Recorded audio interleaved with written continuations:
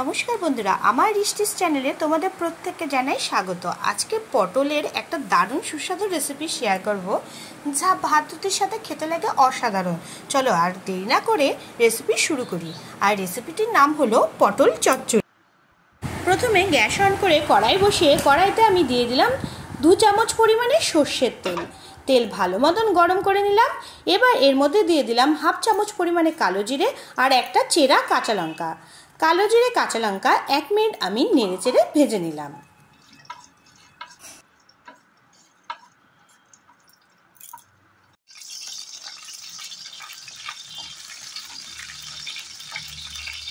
ফোড়ন ভেজে নেওয়ার পর ওর মধ্যে আমি কেটে রাখা আলুর টুকরোগুলো আর পটলের টুকরোগুলো দিয়ে দিলাম।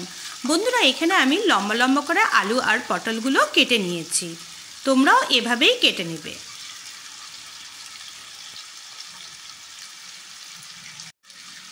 এবার এতে আমি স্বাদ অনুযায়ী নুন দিয়ে দিলাম, হলুদ গুঁড়ো দিলাম 1/2 চামচ পরিমাণে, হাতে দিলাম লাল লঙ্কার গুঁড়ো সামান্য পরিমাণে। সব উপকরণ দেওয়ার পর আলু পটলগুলো 2 থেকে 3 মিনিট এভাবে নেড়েচেড়ে মিডিয়াম ফ্লেমে ভেজে নিচ্ছি।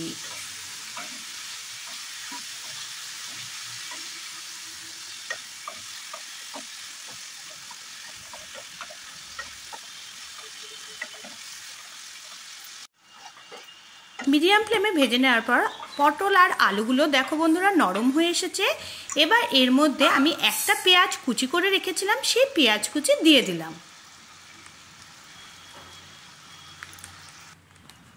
সাথে দিয়ে দিলাম 4 থেকে 5টা রসুন কোয়া আর দিয়ে দিলাম 2টো কাঁচা লঙ্কা।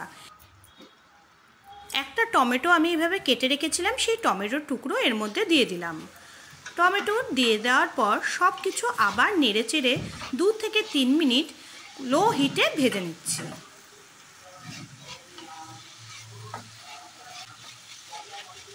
পটল চচ্চড়ি এই রেসিপিটি বানাতে অতি সহজ আর খেতে কিন্তু দুর্দান্ত লাগে।